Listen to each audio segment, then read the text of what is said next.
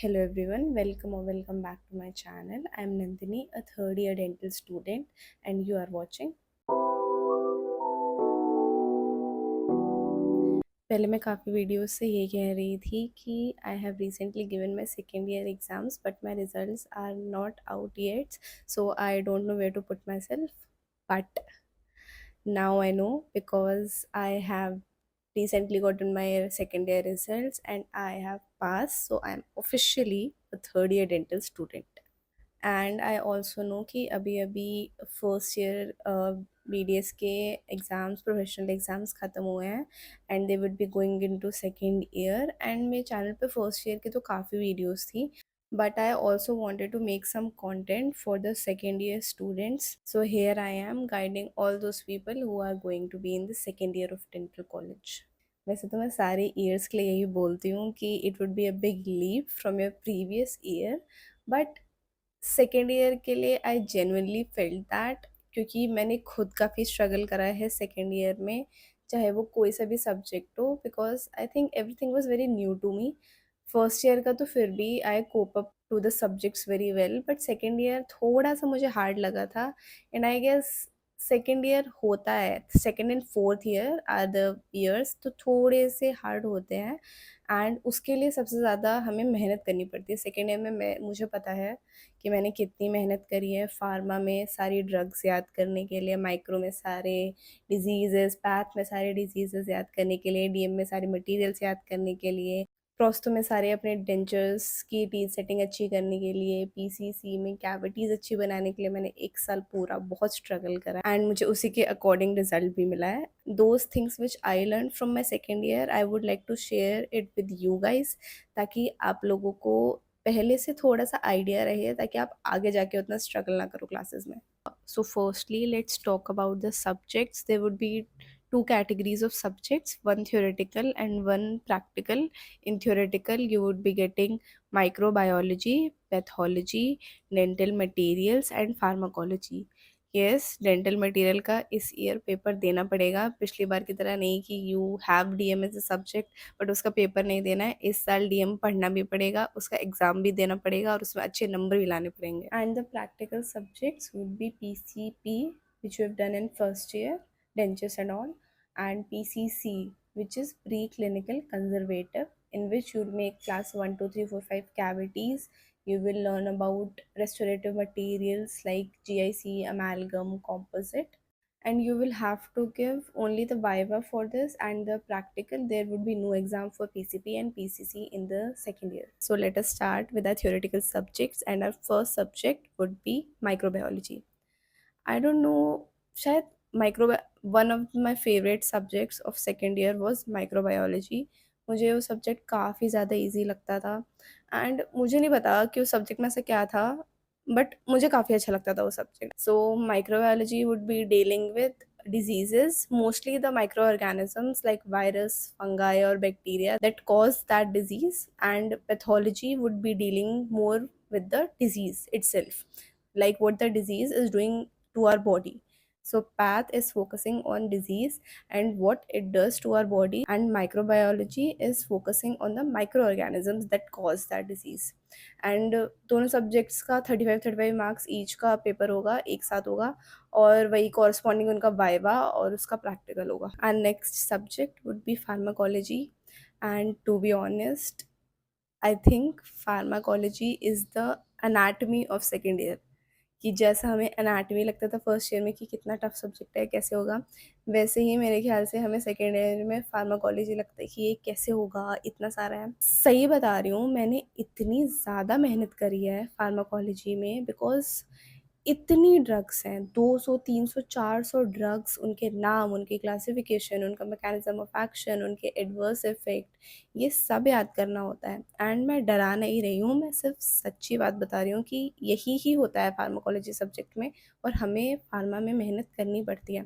Because अगर आप हमारी यूनिवर्सिटी का पेपर देखोगे ना, नहीं था सिलेबस में से long question. The long question was out of syllabus, वो बुक में नहीं था. And we were so shocked उस क्वेश्चन को देख के कि अब हम करें क्या, कि हम क्या लिखें, हम तो एनसेड्स की, हम तो एंटी हाइपरटेंसिव की ड्रग्स की क्लासिफिकेशन वगैरह याद करके आए हैं, ये क्या आ गया, अब हम इसको कैसे करेंगे, but still we did it. Same for microbiology. Microbiology में जो हमने एक्सपेक्ट करा था कि ट्यूबरकुलोसिस, डिप्थीरिया या ऐसे क्वेश्चन आएंगे लॉन्ग में, नहीं, नहीं आए। टोटली डिफरेंट क्वेश्चन, जो एक्सपेक्ट भी नहीं करा था कि ये क्वेश्चन लॉन्ग में आ सकता है, वो क्वेश्चन आया था, बट वो भी कर दिया था। तो सो यू नेवर नो कि यूनिवर्सिटी कब आपके साथ खेल खेल जाए कि आपको रैंडम क्वेश्चन दे दे या अनएक्सपेक्टेड क्वेश्चन दे दे। तो जब आप सिलेक्टिवली पढ़ के जाओगे ना, तो सबसे ज़्यादा नुकसान आपको है, क्या, बिकॉज आपने सिलेक्टिव पढ़ा है, जो आता था वो पढ़ा है, लेकिन आपको लगा कि नहीं ये तो नहीं आएगा, मुझे ये याद करने की ज़रूरत नहीं है। कई बार वही आ जाता है, किस्मत जब खराब होती है ना, तो वही आ जाता है। So for pharmacology the pattern is same as that of anatomy, जो फर्स्ट ईयर में था, 2 लॉन्ग 10 शॉर्ट। एंड अगर आप मेहनत करोगे फार्मा में, जैसे आपने एनाटमी में करी थी फर्स्ट ईयर में, so it would be very beneficial. Daily revise करने की कोशिश करो। हमारी faculty for pharmacology was super great. उन्होंने हमारी फार्मा में, मुझे तो लगता भी नहीं अगर कि मेरी फैकल्टी ना होती, जो हमारी फैकल्टी है वो ना होती, तो मैंने अच्छे से फार्मा करी भी होती या मैं पास भी होती। वो उन्होंने हमें काफ़ी मोटिवेट करा सारी चीज़ें बार बार बार बार बार बार रिवाइज़ करने के लिए।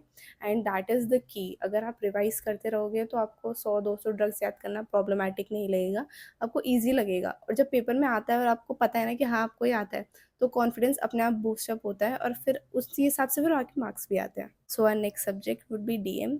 According to me DM is a very not that difficult but not that easy type of subject. हो जाता है डीएम, अगर आप अच्छे से समझ के करो, बिकॉज़ डीएम ऐसा सब्जेक्ट है, मान लो आप ये सोच रहे हो कि माइक्रोपैथ या फार्मा हमारे इतनी कहाँ ही काम आनी है एज़ डेंटल स्टूडेंट्स, तो आप ज़्यादा इंटरेस्टेड रहते हो in DM because it is directly related to our dentistry field. आप एल्जिनेट, डेंटल प्लास्टर स्टोन, ये सब आप नॉर्मली यूज़ करने वाले हो। एंड जब आप उन चीज़ों के बारे में थ्योरेटिकली पढ़ते हो, तो you are more invested in that subject rather than the theoretical subjects. Dental materials का pattern भी same है, 2 long questions and 10 short questions. उसके practical में you will get different materials. Like in my practical I got alginate, dental plaster, dental stone, ZOE. These were the materials that we were given manipulate करने के लिए। हमें practicals में material manipulate करके दिखाना पड़ता है external को। एंड वो भी आना चाहिए, हर चीज़, हर मटेरियल का water powder ratio you should know, ताकि आप मटेरियल की कंसिस्टेंसी को ऊपर नीचे ना करो, बिकॉज एक पर्टिकुलर कंसिस्टेंसी, एक पर्टिकुलर वाटर पाउडर रेशो होता है हर मटेरियल का, जो कि उसको मैनिपुलेट करने के लिए पता होना चाहिए। तो the next subject would be PCP. And PCP is more or less what you did in first year. My quota was 7 complete dentures, 1 complete denture acrylization and relining, rebasing of that acrylised denture. तो आपका भी almost same ही होना चाहिए, and that you know because PCP आपने first year में कर रखा है। PCC would be a new experience for you, क्योंकि you will get to know how we are making cavities, कौन कौन से टाइप की कैविटीज़ होती हैं, कौन कौन से टाइप के मटेरियल्स होते हैं। These all things are directly related to our clinics, जो हम मोस्टली क्लिनिक में करते हैं। जैसे आप सुनते होगे कि मेरे दांत में कीड़ा लग गया है, तो मैंने उसकी कैविटी फिलिंग करवाई है या सीमेंट भरवाई है, ऐसे लेमैन टर्म्स में बहुत लोग बात करते हैं। That is what you will learn in PCC.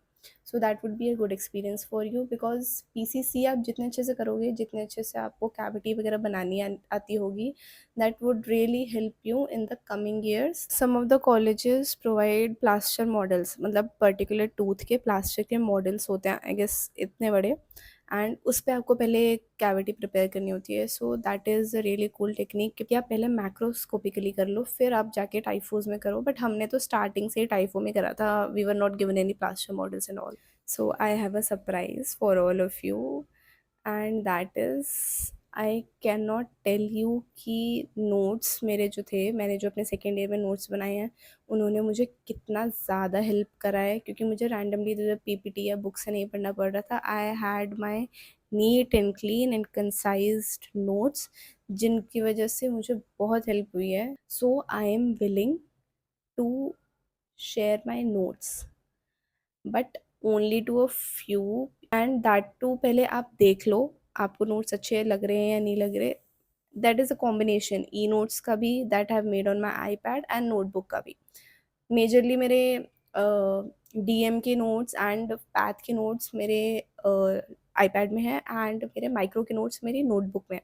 So if you guys want the notes that I had in my second year, which helped me a lot, then what you have to do is like this video, subscribe to my channel, go and drop down any random emoji. I will share one or two pages of my notes, and if you want those notes, if you find them helpful, then we'll see what we do. This is no catfishing और anything, मेरे genuine notes हैं and थोड़ा बहुत share कर दूँगी, मुझे कोई नुकसान नहीं होने वाला है। So if you want those notes, go drop down a DM in my Instagram. अगर आपको आज की वीडियो थोड़ी बहुत भी हेल्पफुल लगी, अगर आपको सेकंड ईयर में ऐसा लगता है कि आपको मेरी वीडियो से थोड़ी बहुत हेल्प मिलेगी, then do subscribe to my channel, like this video, comment down your thoughts, and we'll meet in the next video. Bye.